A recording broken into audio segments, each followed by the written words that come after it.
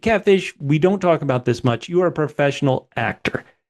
Camille, this actress, is having to do a whole lot of scenes to a blank screen. Like she is in a scene by herself. Are you talking about Common? Oh my lord, that was so ice cold. You always have worse silo slams than the show Catfish. That was the meanest thing I've I'm so ever. proud of That myself. was the I'm so proud of was the myself. meanest thing I've ever heard of. Welcome to The Cleaning, a podcast about Apple TV show SILO. My name is Catfish, and with me, as always, is someone who could try to be less of a but probably won't. It's Bubba. Catfish, if you're wondering why you were chosen to be one of the hosts, I am. you were chosen because of your ability to lie. Excellent. We will be talking about season 3, episode 3, A Dark Web. Juliette takes control of her recovery process and how Helen suffers the consequences of her investigation. She's not the only one who suffers consequences. All right, Bubba, on this pod. This pod. This is all new stuff. Except that we've done it all before. So we're going to have our rankings of the episode. Good. We ask better in the silo than in our real world. Our episode breakdown, a judicial bait, the double C's, catfish questions, our classic book talk, silo slam, silo speculation. Lots of feedback from our listeners. Lots of feedback. And on the audio podcast, Bubba will do a deep dive into the book versus the deep dive in the show. Now on YouTube, it's going to be a completely separate video. We need those fractions of a cent. So please listen to both in the background. Bubba, yes, let's get right to it. We always say we want to know what our listeners think, but also we want them to be able to complain about what we think. So first, we have to tell them what we think. So Bubba, let's hear what your rating of the episode is. I'm going to have so much positive and also so much negative, close to a rant. So my goodness. If you like the positive, tell me. If you dislike the rant, tell me. Vice versa. I want to know. But when all is said and done, because there is so much positive and there is so much negative, I ended up, believe it or not, with 8 double P's out of 10. Double P's? Double P's, Catfish, stands for Phantom Progress. This show looks like it's progressing, like the storylines and plots are progressing. But it's phantom progress. They don't actually progress. Now, let me talk about the positives because there's let's hear it. Good number of our listeners who love this episode. And I think one of the reasons why I enjoyed it, it was certainly much more watchable, is because for 2 seasons, Juliette has been an active hero. We want answers. Juliette has been the person out there trying to get those answers, trying to get justice for the silo. So far in season 3, we've had 2 episodes of Juliette being a passive person, a passive character who wasn't out there getting answers for us. And so it was frustrating. Our co-lead in the before times, Daniel, through 2 episodes, he was passive. He was like, oh, you're going to do that to my sister and brain, remove all her memories, do a drawbridge? Okay, enough passivity. Now Daniel is active. It's wonderful. And it's certainly more watchable. And that's great. That sounds like a 9 or a 10 to me.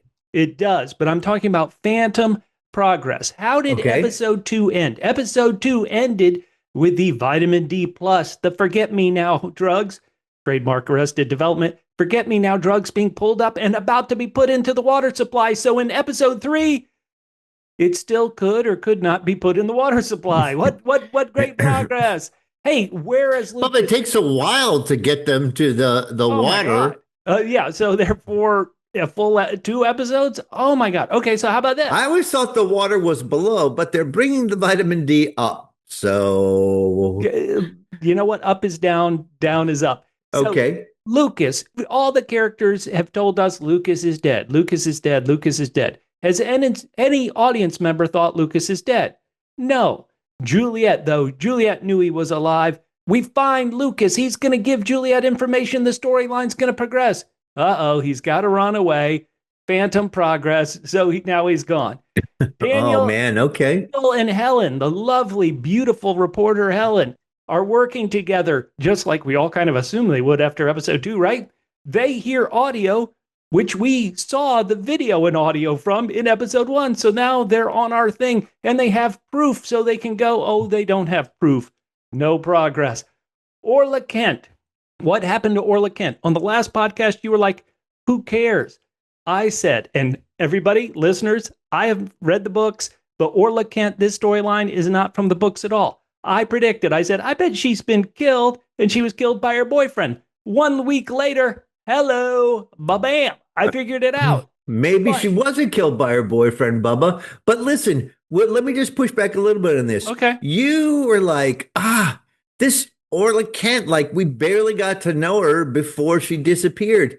And Bubba, look, we didn't need to get to know her. She's dead already. Her as a being, first of all, obligatory. Yeah. Orla Kent, she gone. All right. So, but you didn't need to know her because her personality is not important. Her death is what's important. Her death and why she died. That's important, not her herself. So look, you should be happy now. Like you're like, I didn't know much about Orla Kent. Not important. All you need to know is somebody killed her, and that's what's important, Bubba. Okay. Fair enough. Well, I'll leave it. I don't want to go through all the other storylines where you think there was progress and there really wasn't. But I will say, as a tribute to Robert Sims. Sims was not in episode 2. Sims, in episode 3, he's back, and like Pixar's Coco, he wants his son to remember me. Oh boy, this is once again, it's very watchable because our heroes were active. Yeah. But in the end, not much progressed, so I'm on both sides. I'll end like that. Catfish, 8 out of 10 when all is said and done. What did you give it? Well, you know, the funny is, I'm not going to rant as much as you, but I also gave it 8 out of 10. Okay. Which is funny, but I gave it 8 out of 10 triple C's. Wait, triple C's? Yes, come on. Don't you remember that stands for Camille's callous calculations? I am still loving both the storyline inside and outside the silo. You're right. Good. There's movement on it. Now, there was a little here are some of the things though that were like kind of set me off while I was watching it. So again, these are the negatives. Again, I'm really enjoying both storylines. Okay. The computer though, and I know that it's supposed to adjust for new information, but it seems to be a little off, Bubba. It's like changing plans every second. Another thing was right after we find out that this is new information. We talked about it last week, and I was like, no, you're like, okay, it's just going to be Camille who remembers. And I'm like, no, there needs to be a larger group of people. Turns out, seems like this week, even Camille's I don't know who's going to put everything back together. Even Camille's going to be gone. So conveniently right after that, Sims and Camille have a conversation where he mentions family memories about 5 times. Aww. So that scene was a little on the nose, Bubba. What? It was really heavy duty. We also had some convenient, what I like to call STSA. Boy, that sounds is like obviously storytelling skip ahead. Okay. Yes. It's like basically Jules goes to the sheriff's wife, and the sheriff's wife is, all right, well, look, okay, you caught me. So I'm just going to download every bit of information I have to you so that we don't waste time. Kathleen's like, here's everything I know. My purpose here is just to move the story forward as fast as possible. And so there were a few things that seemed a little off to me. But in general, I'm really enjoying the way this movie is moving. This story is moving forward. You know, once again, I have to say the turnaround on my feelings about they have really turned the amnesia negative into a real positive here. I feel like you may still feel like it's slowing the storyline down, but I dig it because of the extra pressure that is on here, which isn't to say that I don't have a bucket full of deeply dumb catfish questions later great. on. Okay, so somehow I'm more optimistic, and Bubba is had a lot of all a rant worthy. We should make a completely separate podcast of your ranting because you can go on. Oh boy. So somehow Bubba had a lot to rant at. I only had a few things that put me off, but we got the same rating. So listen, tell us. Remember, tell us. Subscribe, like, join on YouTube. Give us all sorts of feedback on YouTube, on Instagram, on Blue Sky, whatever you can. Email hello@doublepmedia.com. We want you to be a part of this conversation. Yes. And let me say, I don't want anybody to have the frustrations that I feel. I want everybody to watch it and be swept up and not ask the questions that I ask.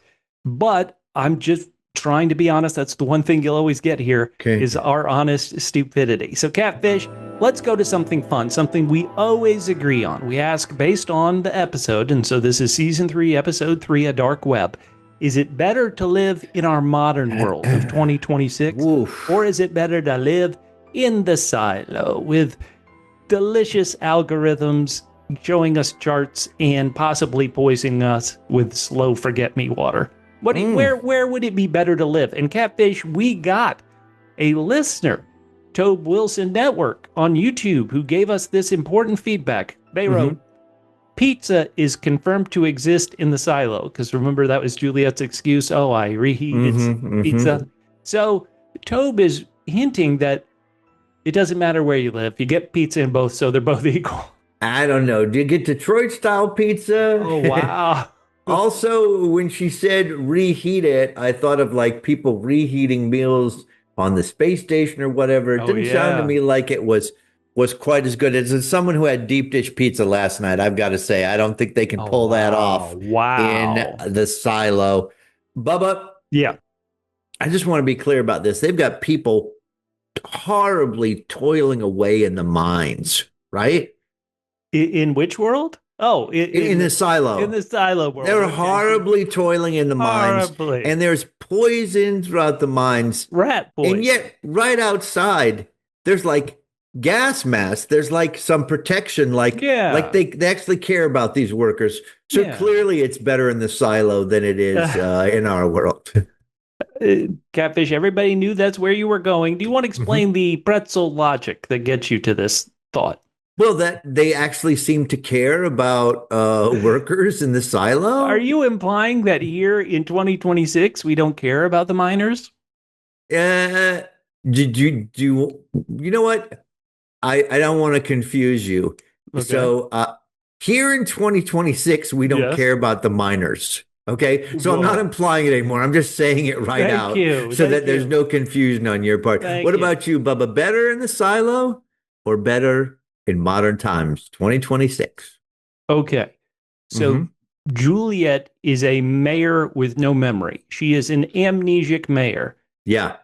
And she approaches some scaffolding of where Lucas is building some chairs, and she can just grab somebody's gloves, jump on a rope, go all the way down via a pulley system to the next level. That, to me, is America's mayor. I'm voting Juliette and living in the silo. Bubba, are you implying? Yes. I am implying. All right, well, let's get into our quick recap. Quick, okay, let's go. Well, that's why I said quick. They've just watched the episode. They know what they saw. We ask this every time. Do you want to start in the Washington D.C. before times with reporter Helen and Congressman Daniel? Talk about that, or do you want to talk about Silo 18? What do you want to talk about first? Let's talk about outside. That seems to be even though we spend a lot of time there, as you say, we didn't learn a whole lot.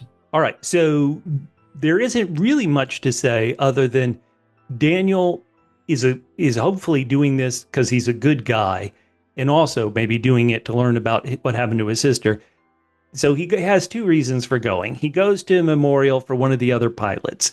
And in honor of that pilot, Catfish, let's have a burger today.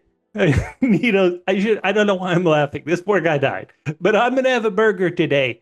Juanito's way. Okay? Are you going to have a Juanito burger? I absolutely. I don't. Again, to spoil one of Catfish's questions, what's so wrong about a burger with extra onions and mustard? I mean, you know what? Maybe I wouldn't go with the mustard, but it doesn't sound unusual. It's not like pineapple on pizza, Bubba. Why does he make it go out of his way to burger shame a dead guy? That's his son. That's his son. He burger shamed his son. Okay, so now let's talk about this. The guy, let's do it. The guy has a bit of an info dump for Daniel. He's like, listen, of course. My son told me a bunch of top secret stuff before he went on this mission. And that is that the planes they were in, they removed what you would call kind of all modern technology. They're flying old planes from like the 80s. They're using analog communication. Yeah. But because they were using analog communication, the encryption isn't quite the same. And so stuff could get spoofed. People are able to listen to the sounds of his son dying. And so he's really distraught about that. Daniel, though, he's got to help his sister. So he's like, I don't care. I'm going to listen to the sound. So any thoughts about this funeral, or should we just move on? Other than white-haired man, evil white-haired, powerful man is there at the funeral. No, let's just note it because we've got to figure out who destroyed the stereotypical computer guy shithole. Right. Computer cave. There is one thing I want to say. They talk about these aircraft took off from the Nimitz. When I was a little kid, my elementary school did a field trip and we went on the Nimitz. I was on the Nimitz. Is that, now this is, set in the future imaginary world, we believe. Have you ever been on a aircraft carrier like that, Kev? I have. I was on the Nimitz, this actual boat, as a kid. Now, you know what? I've never been on an aircraft carrier, but my father works in the Navy fixing subs. So I've been on plenty of subs. Oh, yeah. That's cool. Okay. We've lost Orla Kent, but possibly the biggest loss is Helen apparently got fired from that online sleaze factory. Do you want to RIP, it gone, Helen's job? Because, listen, the guy didn't want a Pulitzer from her. He wanted her to do your job. And Helen wasn't doing it. Catfish, what's going on? Bubba, once again, jumping ahead to spoil one of Catfish questions, how bad do you have to be to get fired from a TMZ analog? Well, yeah, TMZ. He wants his dirty scoops and who was sleeping with who. And here's an interview with somebody. I don't think that's what the problem was, Bubba. They seem to, focus on some shenanigans. It looks like the squeeze is getting put on her. Oh, wow. Well, Helen and Daniel drive together and they are on this date. Wait, it wasn't a date. Okay, it was not a date. Sorry, Helen, I made an innocent mistake there. And they're going to see Steve, the hacker who knows the dark web. Oh, yeah. Catfish, you were mocking Steve's place. Is it possible that Steve, have you ever seen a dark web hacker who lives in a place with a lot of light, lives at the beach, living it up? It's just like, I just wonder, it's like, someone's like, hey, let's just order the computer hacker set. Now, there was, once again, you went 8 out of 10. I went into 8 out of 10. Why did I actually go so high when I have so many qualms about how this story doesn't progress? Helen and Daniel, they're not on a date. Hashtag Helen.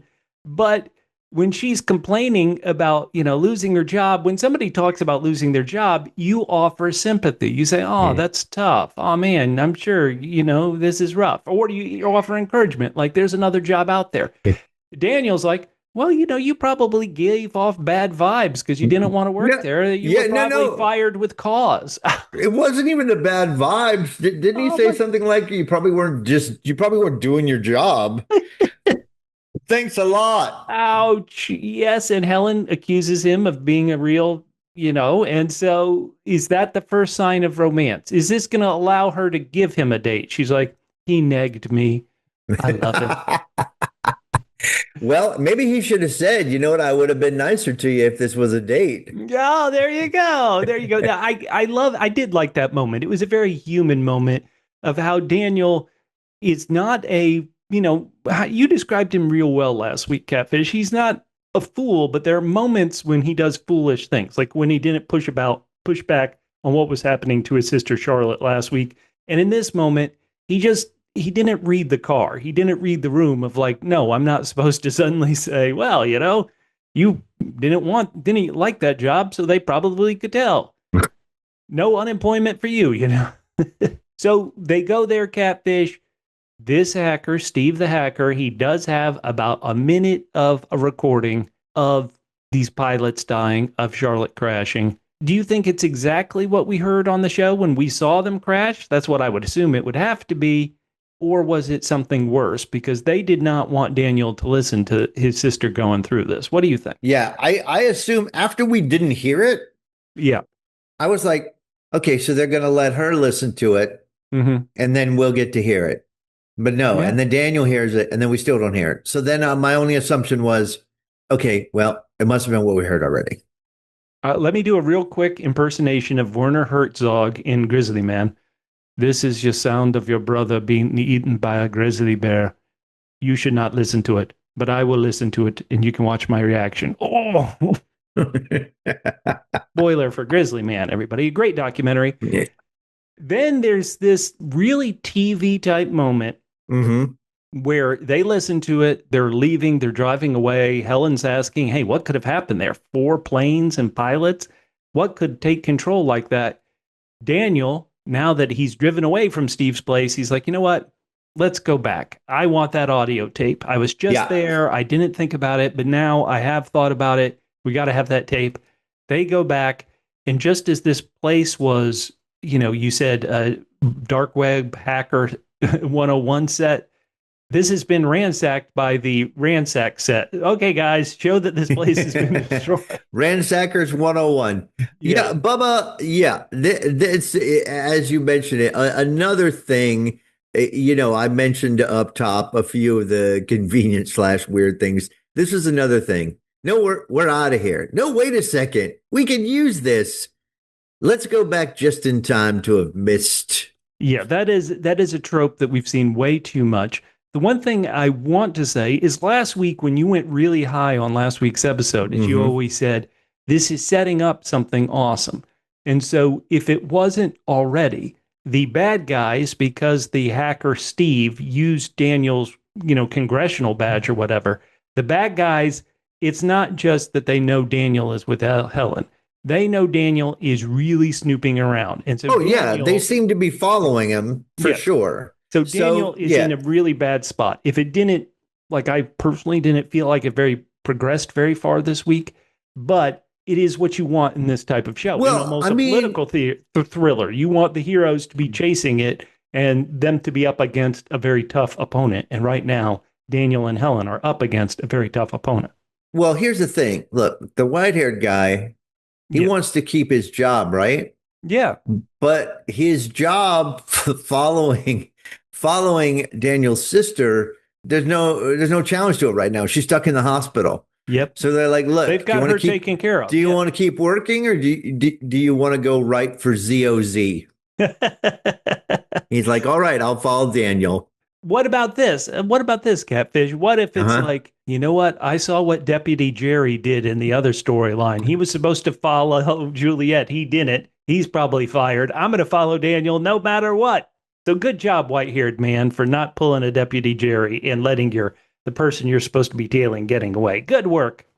Get it. I'm sorry. You can tell me all you want that you need time alone. You ain't getting it. Hell yeah. Okay. Hey, Catfish listeners, did you like Daniel and Helen investigating together, the reporter and the congressman? Go down in the comments. Let us know if you have some speculation about what they will find, what they heard that we didn't get to hear, or if you just assume they heard what we saw in episode 1. Tell us. We love your thoughts. But before we get to Silo 18 Catfish, let's play a game. Let's do a double S. Double S? A Silo Slam battle. Ooh, boom, boom, oh, boom. Bubba, we had so many good ones here today, including the two we did to introduce ourselves at the top. Oh, wow. Those were great ones. But except for those two, which you can still choose, I've got three others.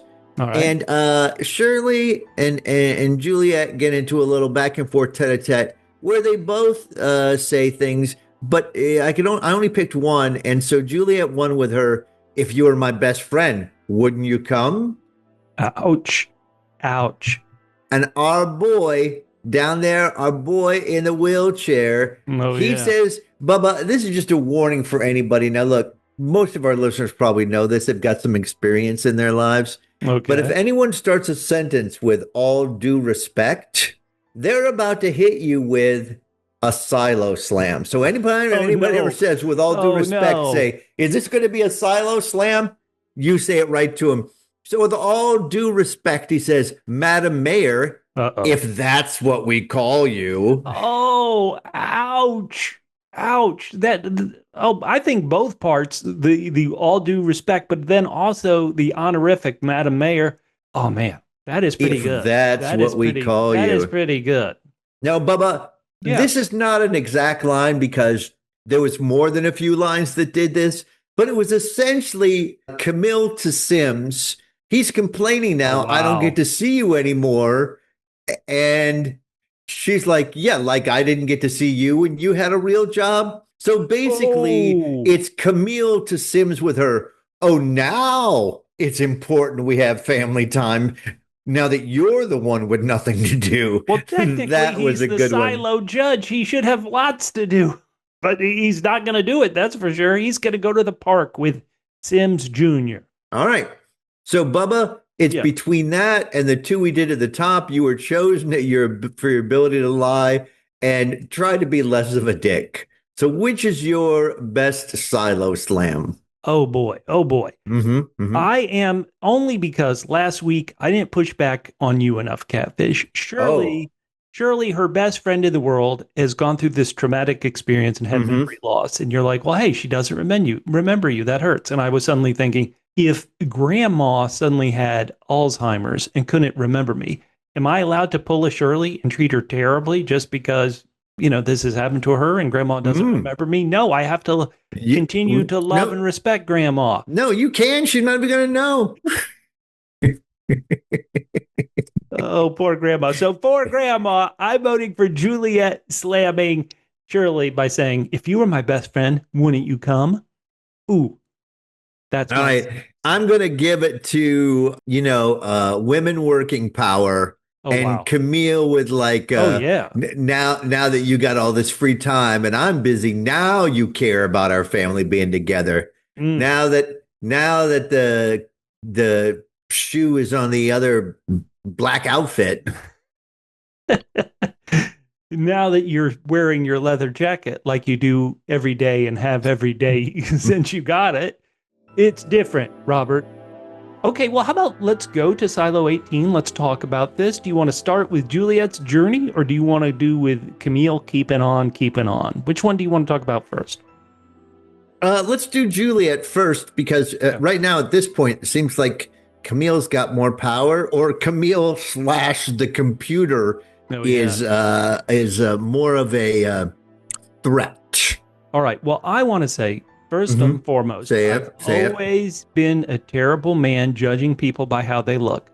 But if evil nurse Amy wants to feed me vitamins, I'll take them. She is a cute, evil nurse. And as I always say, I can fix her. Not as quite as beautiful as Reporter Helen, where if Reporter Helen says, hold the wheel while I'm driving, I would hold that damn wheel. So they make the show worth watching is all I'm going to say.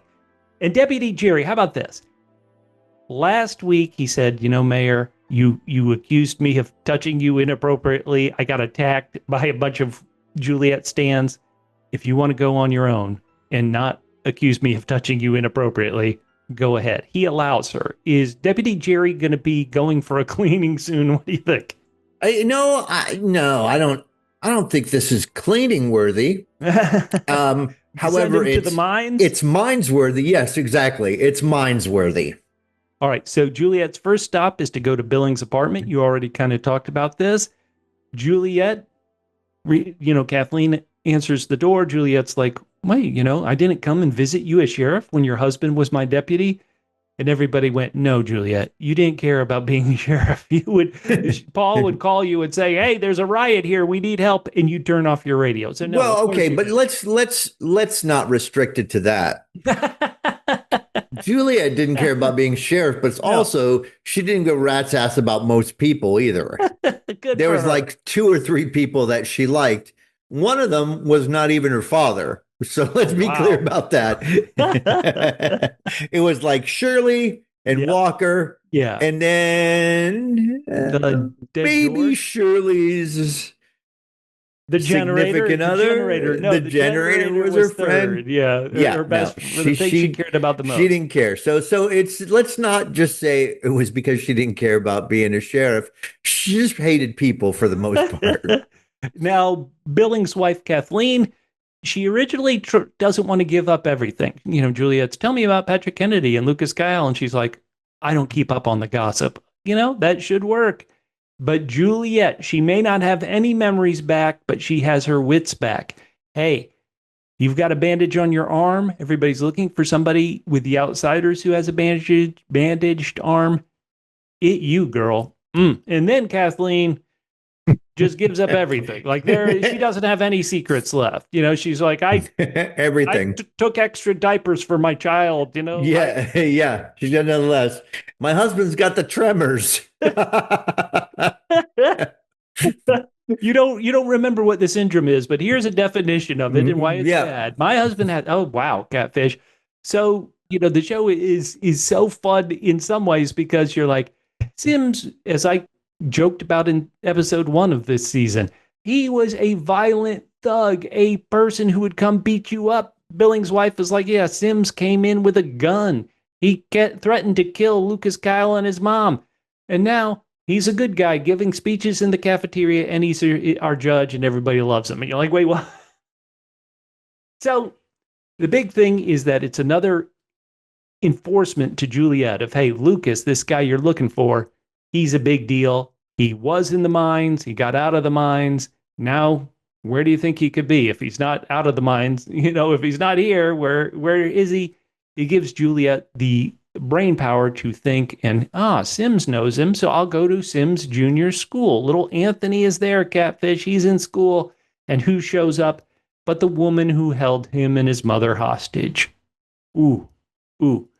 Is Robert Sims right to really be rough on Mayor Juliette here? She's coming to his son's school, man.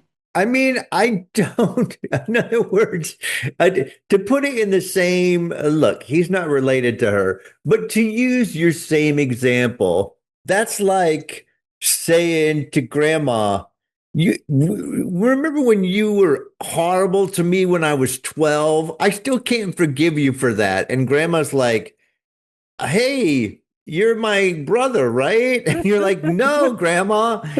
So, I mean, for his continual, I guess it makes him feel good, but, it's blaming somebody who doesn't remember doing any of it. During this scene, I may have misread it, but I felt like Sims did want to help her because she asks him, hey, why did Bernard take Lucas out of the mines and make him his shadow? And Sims, just the fact that she's asking that, I think Sims is, to me, it felt like he wanted to say something. He didn't, but that's the way I read it. I don't know if you read it that way, but what do you think here? I did. It did make him seem more open to her. Yeah. I wonder if she had just opened up a wound. Because remember, he was like, this bum replace me. Yeah. I wanted one thing in life. And he pulled somebody out of the mines and gave it to him. Yeah, that does hurt. Yeah. And let me tell you. And he should have said, thanks a lot, Juliette. Yeah. And so Juliette, once again, is constantly reinforced. Mines, Lucas Kyle. Mines and Lucas Kyle. She goes to the pulley system. She had sent a message to Shirley saying, hey, I want to talk about this Lucas Kyle guy. She and Shirley are not they can't get back together. Is this just drama for drama's sake?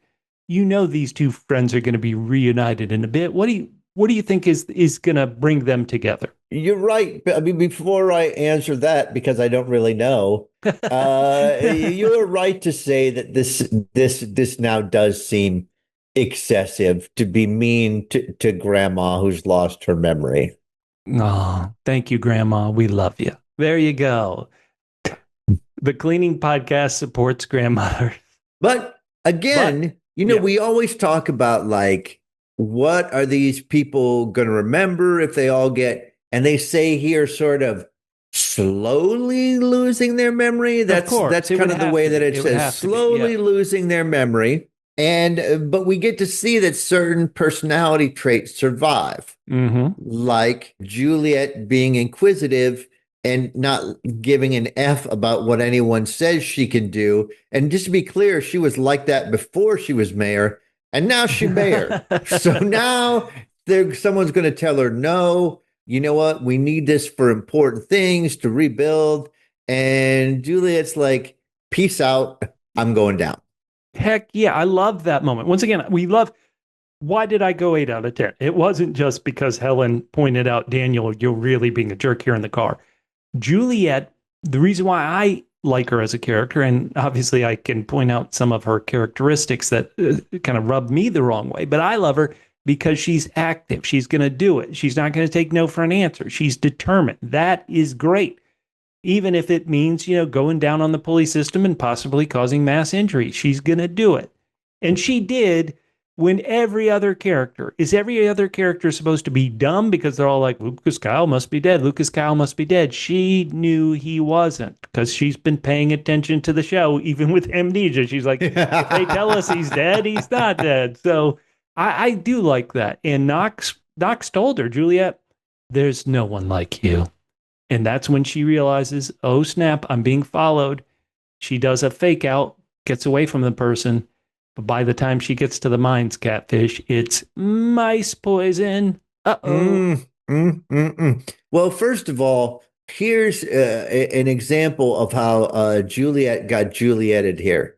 She did, yeah. She was because she went to save. Yeah. She brought the mask. She said, "We can share this mask." And the guy who newly got mask said, "How about no?" And kind of gives her, shoves her to the side and runs out with the mask. So then, of course, she gets saved somehow by Lucas Kyle, who does not have a mask. No, but he was able to survive longer than everybody else. He gets her out. Yes. And she remembers him. As soon as he pulls his mask down, it's not like, hey, who are you? She remembers him. Now, she may have brought up his image earlier. We didn't see it, but she immediately went, Lucas, what are you doing here? And so they're together. They're going to talk. This storyline's going to move forward. And whoop, somebody hit the brakes. We can't have it move forward in the first 3 episodes. So Lucas has to run from those judicial raiders. Some of those raiders are outsiders, and we'll talk about that in a bit. But Juliette, she did inhale a whole lot of rat poison. She's in the hospital. And who's there to take care of her, Catfish? My SILO sweetie, Nurse Amy. So I suppose it's not cheating if you have the hots for somebody in the silo and somebody in the modern day, Bubba. Yes, that's perfectly they're well. Years apart. Yes, exactly. You're like, I had to move on, or I will. Listen, and look, the tense has become difficult. I will have had to move on. Reporter Helen, I love you, but I also have to take this vitamin. So hold on. All right, Bubba. So you just said the outsiders, right? So we got the info from again after Kathleen did her info dump to Juliette. Then she gives an info dump from Juliette to Danny and Sandy about them looking for Lucas. Yep, they're watching her. So Juliette is being followed by a whole gang of people. And Sandy is a judicial raider. So she's both a judicial raider, but deep down, she's really an outsider. So when Lucas is caught at the end of the episode, it's not caught by the raiders. He's now going to be theoretically teamed up with Patrick Kennedy. Right. How the raiders missed him, When you know what? It Oh was boy. very clear because they stopped. And you know why, Bubba? Why? Because I saw one of the Raiders do this. When you do the closed fist, that means hold up. We've got to Yep. search the nearby area. Right. And Okay. so I Listen, don't know why he ran he didn't down get caught. he ran down this hallway, which has what feels like 24 doors.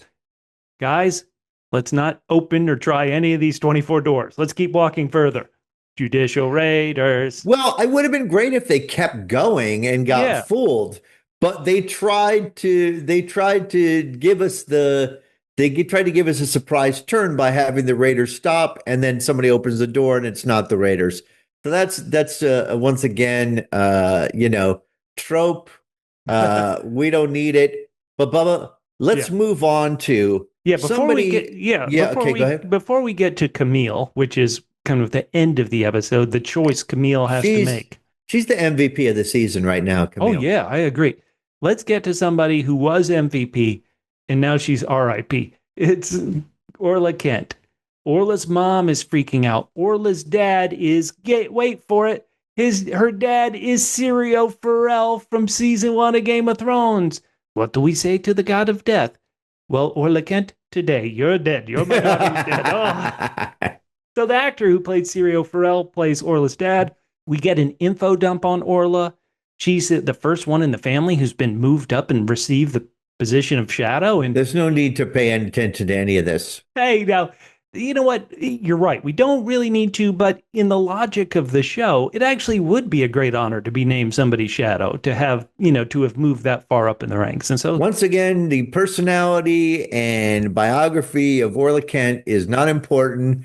All that's important is who killed her and why.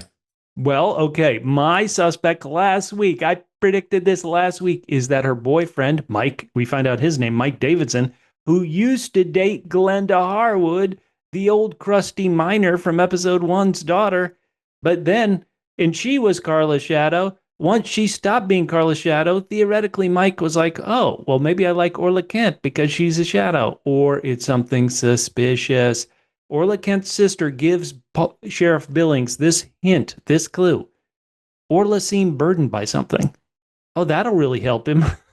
Let me find your sister. Oh, she was burdened? Okay, let me go see what I can find. Once again, Bubba, just like you, it bothers you more than it bothers me.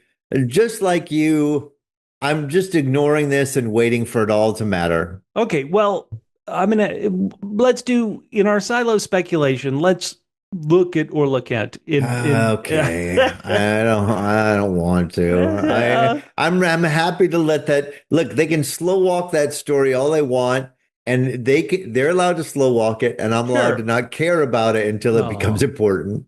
How about this, listeners? Are you intrigued by it? Because you're right, we don't know Orla. It's tough to have true compassion like we would. But are you intrigued by this storyline? And once again, we'll get to it more in silo speculation. All right. It's Camille time. It is. I Camille, think MVP. MVP. Now Nurse Amy, who's always perfect and never wrong, tattletailed on Juliette, and Juliette is not taking the Arrested Development forget-me-now pills.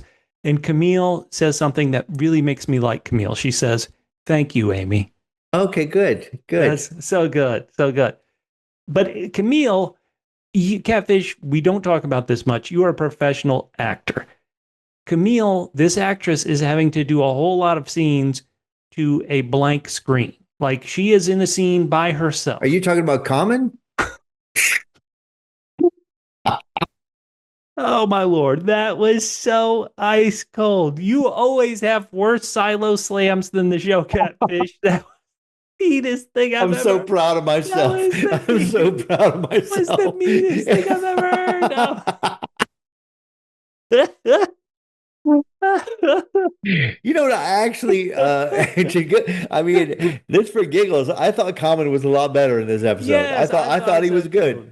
I thought he was good, but I thought so too. It's hard for the character to really kind of make too much sense, but I agree with you. I thought he was. But I was asking about acting a scene on your own. There's nothing to bounce off of. Normally, you can bounce off somebody's voice, but a lot of times you're bouncing off their face, their reactions, what they're doing. Yeah. There's none of that here. How do you think this actress who plays Camille is doing? She's great. She's great. And once again, listen, I thought Kama did great I did too. during this episode. But I wonder if at a certain point, and you could talk about it in the book spoilers, Sure. which is great because I don't participate in that. You can talk about whether this change happened in the books or not. But I suspect at a certain point, they said, look, to carry this storyline forward, we need someone who's a little bit stronger. Oh, so wow. let's go to Camille. I remember, I was watching that really horrible but addictive show, Yellowstone. Yeah. And one of the couples in that show had a kid who wasn't a very good actor. Oh, no. And so what happened was they brought on for another couple to sort of like adopt this kid so they could focus more on that kid who is a better actor.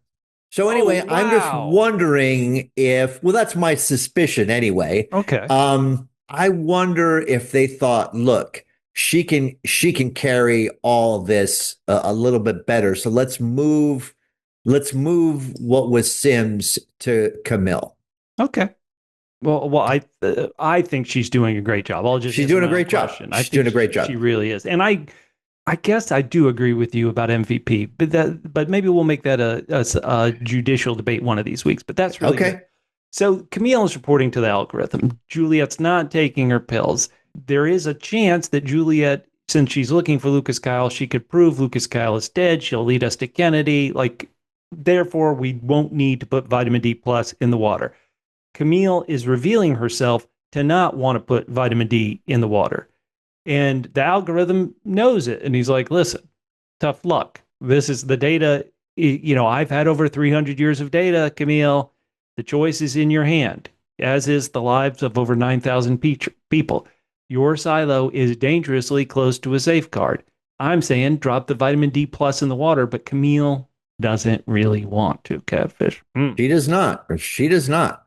Now, she's walking through the office there. She is the head of IT, and this is the IT, kind of front reception area. And who does she see there? She sees her husband with her son. Robert has pulled the kid out of school, out of the blue. He's like, you know what? We deserve a day in the park. Camille says, today's not that day, dude. You have no idea what I'm dealing with. And is that she specifically trying to put the knife in Robert Sims' back, in her husband's back, because that was the job he wanted. He wanted to know everything that was being dealt with. And instead she tells him, you have no idea what I'm dealing with. I don't think she's trying to put the knife in his back, but he's like, hey, look, let's have a day off.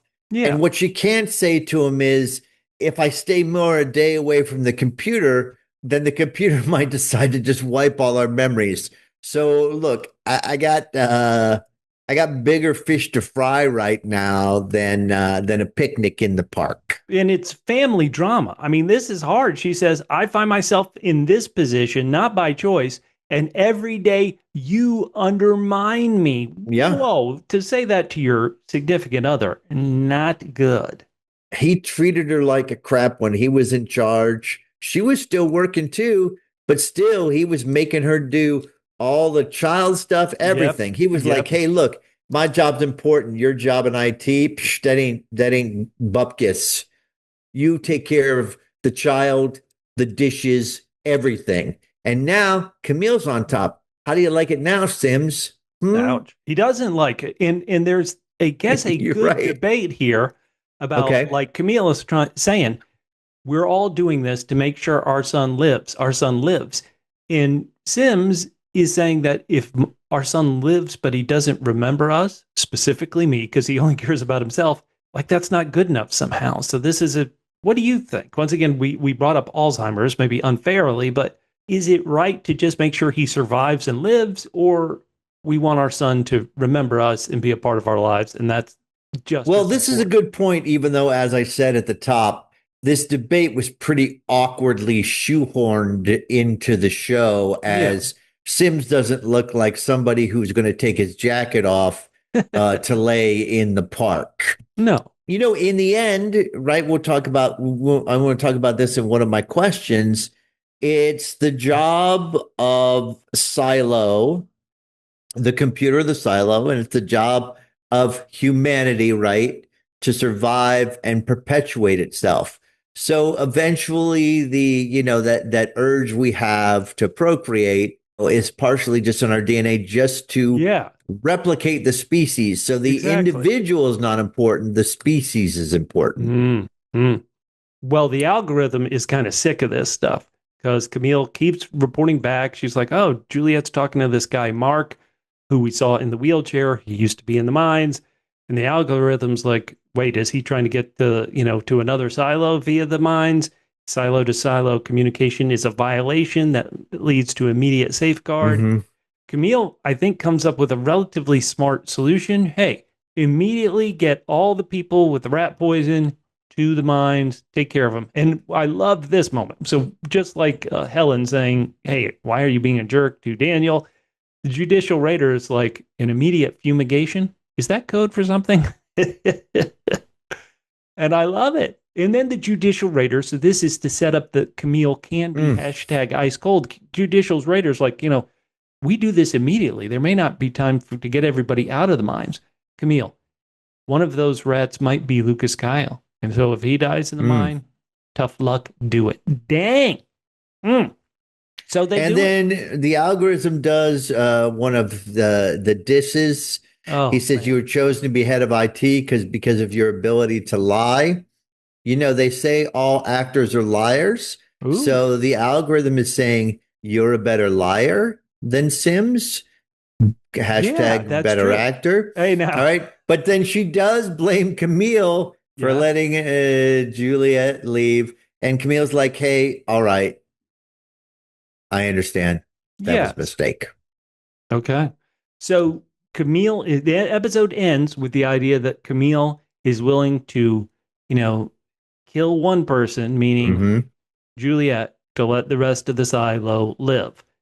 How do you feel about that? Will Camille actually do it, or is she lying? She's so good at lying. Is she now trying to lie to the AI? Well, again, and we didn't really cover it here, and maybe it was just because it was a misunderstanding on my part. But it seems to me that the computer changed its plan about 3 times during this Oh, episode. yes, And yes. so I don't know what's going to happen. But you know what? I want to talk about that more because we've already spoiled a couple of my deeply dumb questions. And one Oh, of my deeply dumb questions has to do with the resetting. So let's talk about that a little bit later. okay. Well, then let's just jump to silo speculation, and I'm going to Okay. make you guess Orla Kent. So once again, to recap what we know. Damn All it. right, Catfish. Sorry. So Orla Kent told Mm-hmm. people, the mayor, Juliette specifically, critical supplies are disappearing. They're not supposed to be taken. These are critical supplies. Mm-hmm. Then she later told her boyfriend, I think it was something to do with the pulley. That's how they're stealing these critical supplies. Oh. The next thing you know, she is dead in the mines. So is the boyfriend stealing critical supplies? And if so, for who? Who in this silo? Is it Patrick Kennedy needs critical supplies? Is it a group we don't even know yet? Who in this silo would want to steal critical supplies and get away with it and be willing to kill somebody looking into it like Orla Kent? Let me tell you something. Me and Mrs. Catfish watch Yes. a lot of Dateline. And so Uh I understand that is often the significant other. oh. But your rush to judgment here of accusing the boyfriend Yeah. is horrible. Because first of all, if he did it, according to Dateline, there's only 2 ways Oh. that you would know that it was a significant other. One, if she was found in the bathtub dead, Oh then we know no. for sure it was a husband. Yep. Number two, if they went on a hike and she fell off the mountain. Oh man. Okay. So unless it's one of those 2 things, then now instead of a 90% chance, there's only a 50% chance that it was her boyfriend. Yay. Okay. Yay. All Okay. right. So that's just based on my research watching Dateline. I love it. Listeners, do you watch Daylight? Do you have an idea of, once again, I want to know if you're intrigued. If you are intrigued, Let's hear your thoughts. I last week predicted she'd be dead and the boyfriend did it. I don't want to say that the show is easy to guess, but in this particular case, I think I've guessed it, but who cares what I think? I want to know what you think. How about Silo speculation, Catfish? I was wrong. So here, bragging about Orla Kent, I was Finally. like, oh my God, this amnesia storyline will be done by the end of episode 3. Juliette is not taking the drugs, but it's not like she has her memory back. When will Juliette be remembering stuff? Will it be as soon as next week, or are we going to have to suffer this all the way to the midpoint of the I season think or I beyond? think it's going to be I think it's going to be a little slower than that. No. But my initial interpretation of how the amnesia storyline would affect the show was what was disturbing. And since she's out there actively doing things, Yeah. it doesn't matter to me how long she can't put things together.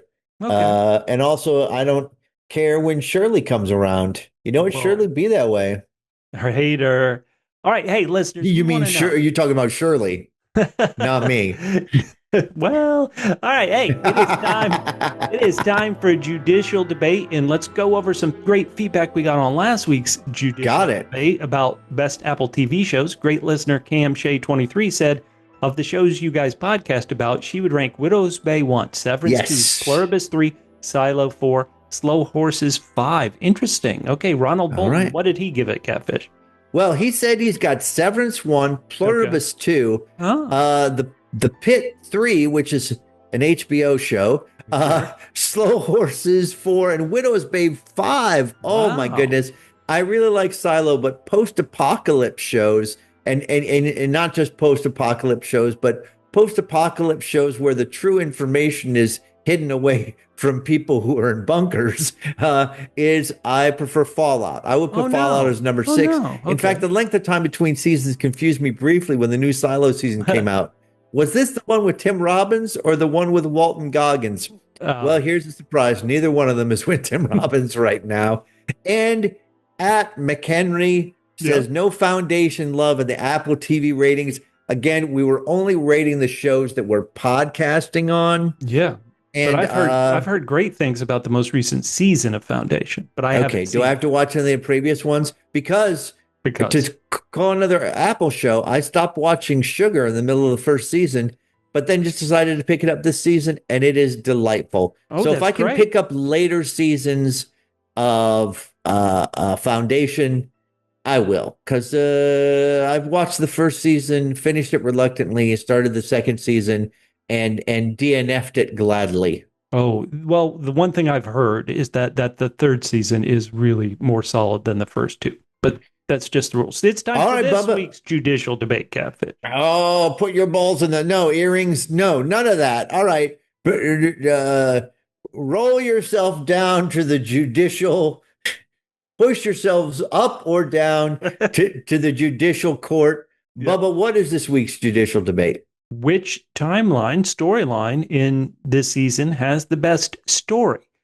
Silo 18 with the amnesia Julia and the Orla Kent and the Camille faced with terrible choices? Or is it the before times where there's a mysterious black cloud that has made Charlotte's sister injured and now evil people are taking away her memories and her brother and a reporter friend of hers are trying to resolve it? Which storyline has the best story? Now, Bubba, I don't have any ESP.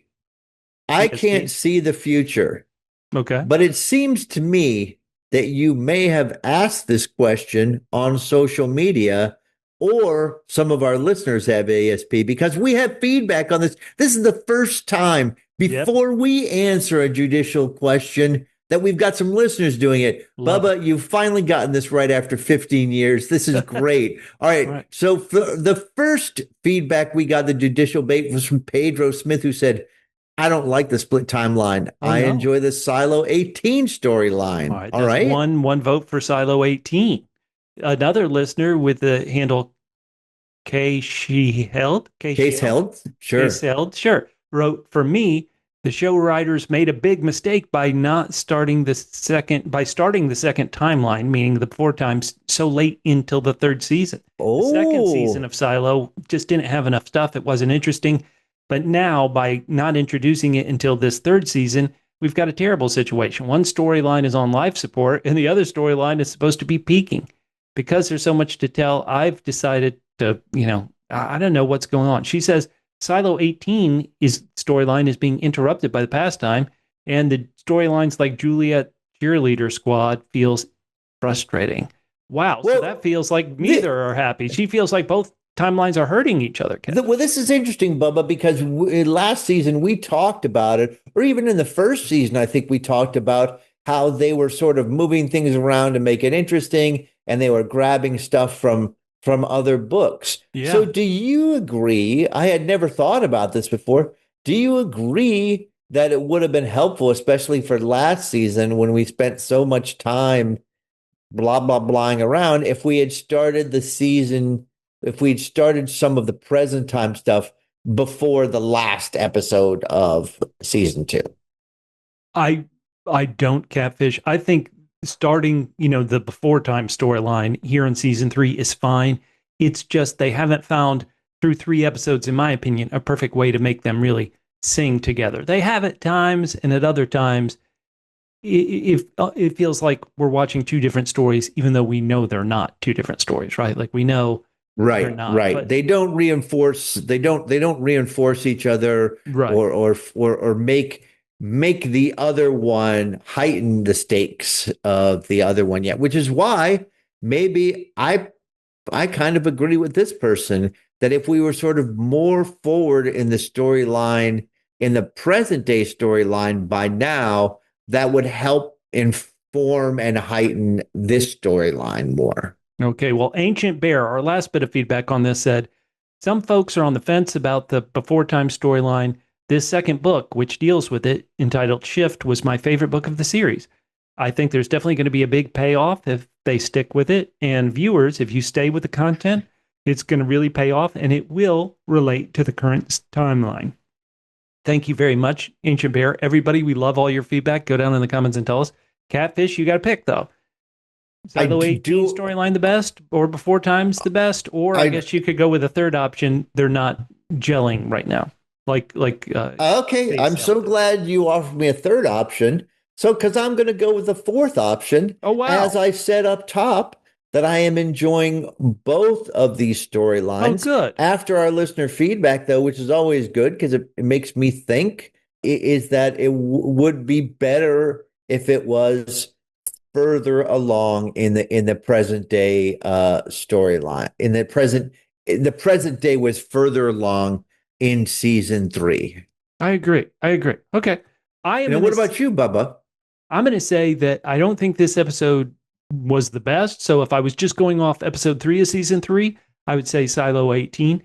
But through the first 2 episodes, I thought the before times was much more interesting than Juliette's amnesia, mainly because, once again, Juliette was such a passive character. Now, I said at the very top, Daniel was also passive himself, but it was all new relatively to us viewers, where Juliette having amnesia was just felt like it was stalling the stuff we didn't know. So once again, who cares what we think, listeners? Which storyline do you like the best? If you're on YouTube, go down in the comments, type. We read every comment. We can't wait to talk to them. And on social media, if you're listening to the audio podcast, at PHQ. So now it's time for everybody's favorite segment, Catfish. Oh, that's the point where we read the listeners' feedback. Close. Their second favorite.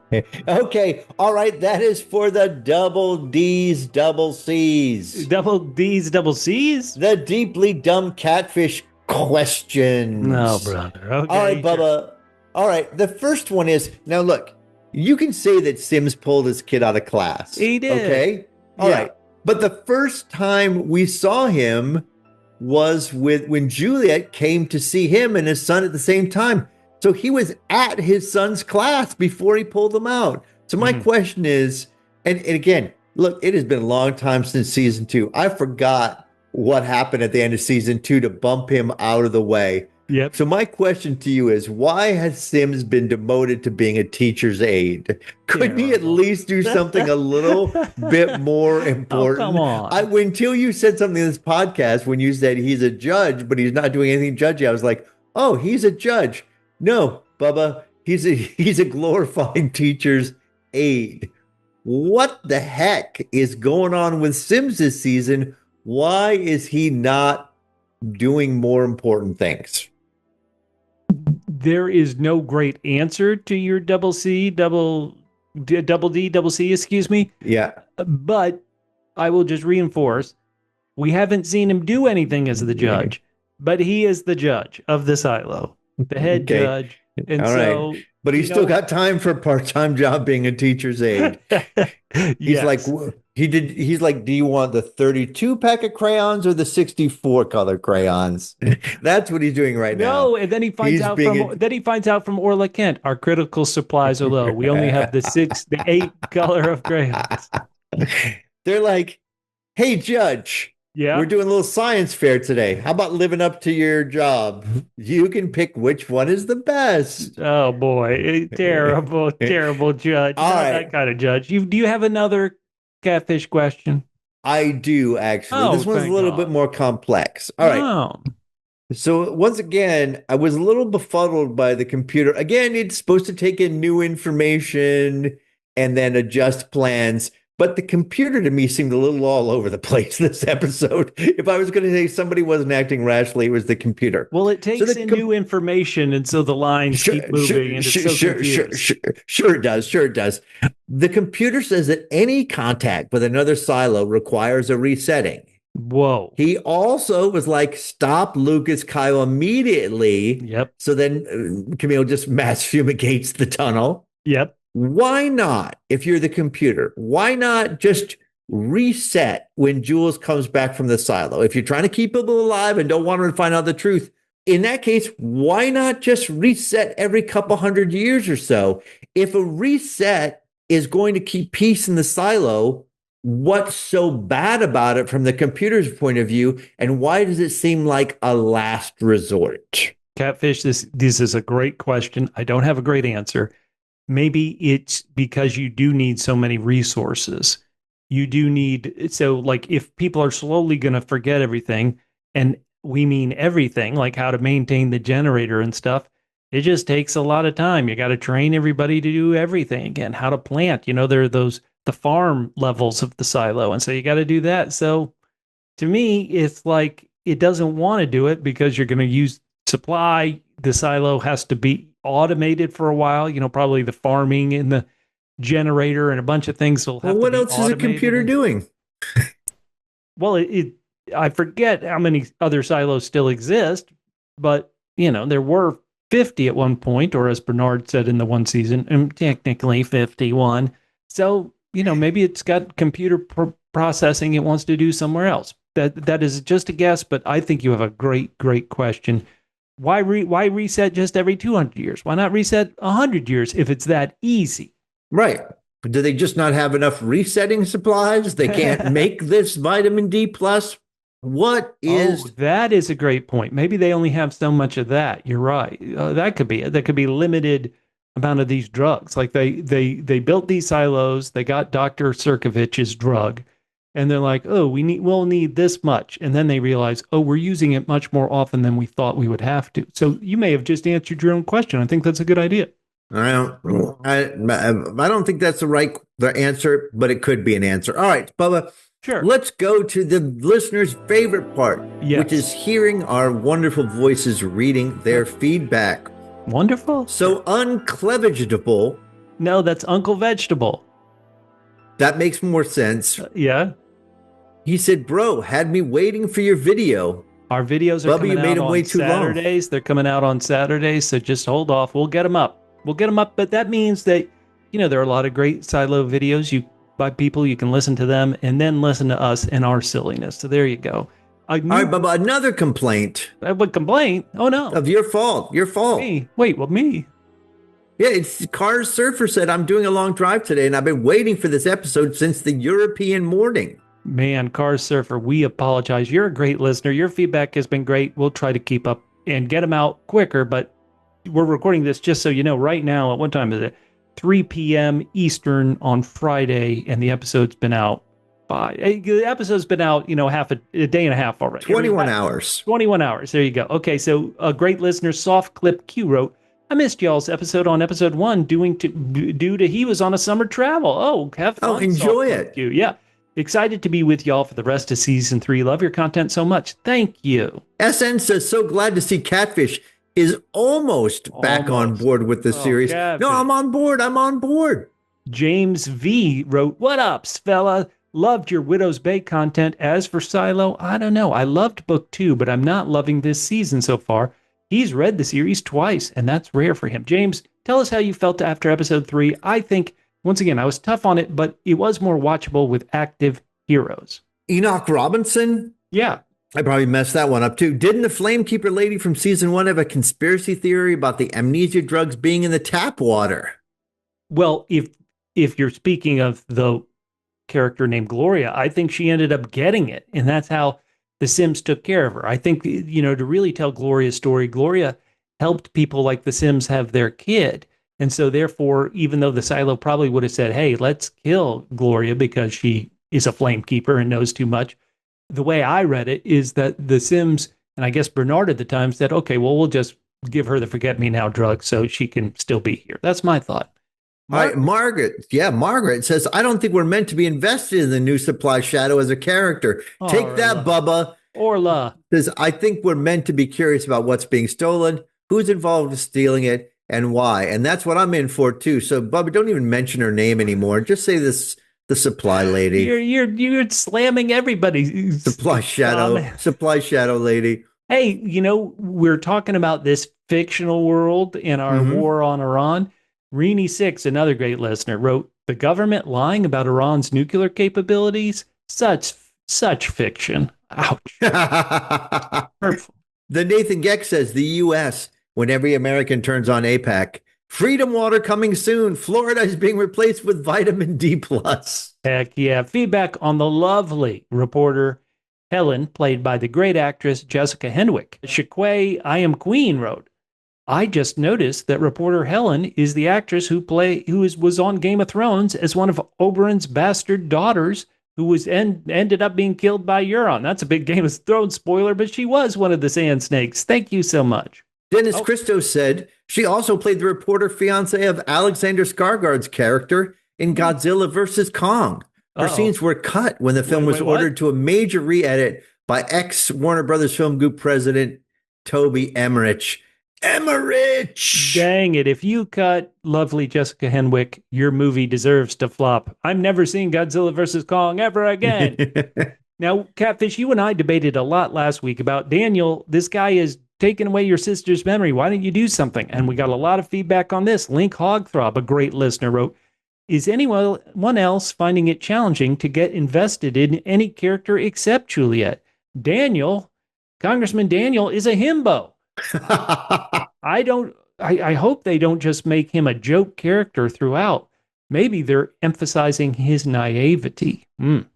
Interesting. Jim Robney, we were talking about what we should call the Juliette superfans, and Jim Robney says maybe cultiettes. I like that. I do too. That's great, Jim. Thank you so much. Tony gave us the feedback. My thoughts on why Daniel didn't push back on the memory treatment right away is because this is set in a future world. Perhaps the medicine and their therapies would be red flags for us in 2026 real world, but they're more common in the world Daniel is in. And from what Helen said, it sounds like memory removal therapy isn't completely unknown at that point in the story of the show. Maybe it didn't register as super risky the way it did for us. So thank you, Tony. I think that's a good well, it's hard to say, though, because obviously Helen's a reporter, so maybe she knows more than other people. So maybe Dr. Schnerzofriedick has a better reputation in the world than in the inner circles of people who know. But still, you made my sister forget everything, and then she might keep forgetting everything. Oh, well, she didn't like me anyway. Now, Stan gave us the feedback, said the Daniel character is way more plotting and stuck in the mud than the Sims character. And you're correct. No UGA fan would ever utter the words, the University of. Oh, Stan, the man, go Dogs. Yeah, go Dogs. All right, we got feedback on the critiques of season 3.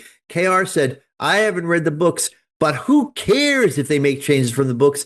That happens all the time. This is what I constantly say to Bubba and why I no longer participate in the book spoiling segments. Laura Alexandria wrote, LOL, people are so dramatic. Just sit back and enjoy the ride. Or don't. Now, somebody If we did that, Bubba, if we did that, we wouldn't have a podcast. Somebody who is not sitting back is Ella Fieldy Pops, a great listener who gave us the feedback. I give episode 2 10 out of 10 for helping me fall asleep. Painfully boring. Ouch. Whoa. Oh, my God. All right. Someone says, Big T says, come on, my first time here. Hey, I hope it's not going to be like the last guy who is like, hey, this is my first time and I stopped listening after 5 minutes, you morons. No. Hey. Okay, Big T goes on to say, the episode was good. We learned a fair bit of information. Sure, it's slow rolled, but it'll get there. And as I said, the relics and things will bring back her memories. Juliette's trying. Good watch. Tim's Retro Corner. Everybody is a great listener. I keep looking through. Everybody gives us great feedback. Tim was saying kind of what you were saying, Catfish. I don't see how a full reset of the silo with memory drugs is actually even going to work. I mean, having to reboot 10,000 people, which is the population, and somebody has to feed them all, doctor them all. He's just saying, how would this work? It's been 3 months since Juliette is still at it's been 3 months since Juliette got back. She's still at a, who are you stage? It's going to take too long.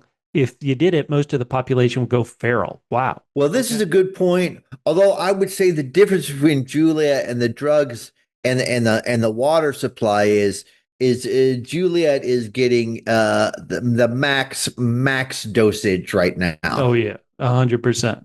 All right, we got looks like 5 more bits of feedback, but this is all on episode 2. 1D Forever, another great listener, said, Shirley is so angry at Juliette. It's ridiculous. It should be obvious that Juliette needs help. Walker wasn't helpful either, just saying, hey, try harder. You're being drugged, but you need to try harder. Great friends that Juliette has there. Ouch. Well, I would just say, if the situation were reversed, knowing Juliette the way she is, it might even be worse. Listen, Juliette's friends are hard. Why? Because Juliette is hard. All right, Zombie Italian gave episode 2 7 out of 10 DGDs. Damn good dogs? Daniel gets duped. It's definitely a better episode than last week. I'm really hoping Juliette gets her memory back in episode 3, at least most of it. I hope they just don't drip memories all season. Zombie Italian, what did you think about episode 3? Is this still upsetting to you? Yep. Or are you happy with the way things are moving forward? Dogs in the Yard wrote, funny point about the coffee maker. Remember that Bernard banged Camille's coffee maker to get it to work. And she said, here, let me get that for you because it's always causing trouble. Then in before times, they have a bad coffee maker too. Each timeline mirrors the other. Great point, Dogs in the Yard. Excellent. And Orlando John says, Lucas has full access in the silo as the Shadow. He is the one stealing from supply. Okay. He could be trying to hack the algorithm or in the mines looking for the pipes giving algorithm power and cut it. Now, one thing we didn't mention here, which I thought was important information, is that the algorithm's assumption is that Lucas is trying to dig his way to another silo. This is an interesting idea here. Maybe he's trying to hack the algorithm, or maybe he's just trying to dig his way to silo 17. Somebody with the handle Christopher simply wrote, Walker is so careful. So Walker wasn't going to reveal anything to No Memory Juliette. I love that. And our last bit of feedback is from Inacior98. They wrote, Walker representing the audience, telling Juliette to try harder so we don't have to have it. He said he was craving, or they were craving, for more of the DC plot line. As far as Camille, I'd say she's smarter as a silo head than Bernard was, if that makes any sense. And then about Daniel, this is some spoiler stuff, but it's just Daniel seems to be talking. Daniel seems to be taking the vitamin D pills. Hey, great feedback. Well, yeah, no, that is great. I mean, listen, we saw how Bernard dealt with the truth. Not good. Camille, she's dealing with it. 100%. Hey, for everybody here at Double PHQ, my name's Bubba. I had a mini rant at the beginning of this podcast. If you've made it to the end, thank you for being open-minded and getting to the end. I want to know your opinion. And if it's different than mine, I'm actually happy. I want everybody to love it. You can find me on social media at Fit and Trim, FITTENTRIM, at Fit and Trim on social media. And I'm Catfish. You can hit me up at G to the Man. That's GEETOTHEMAN on Instagram and Blue Sky. And next week, we'll be covering episode 4. Whatever you do, Don't go home. The Wow. race to evade Camille leads Juliette to a shocking discovery. Ooh. Daniel seeks help from a friend, and we will talk to you next week on The cleaning. I get by with a little help from my friend. Who do you think Daniel's friend is? It's Dr. Sims. Sirkovich. You set me up so good for that Sims bit. I know, oh my that God. was so cold, ice cold.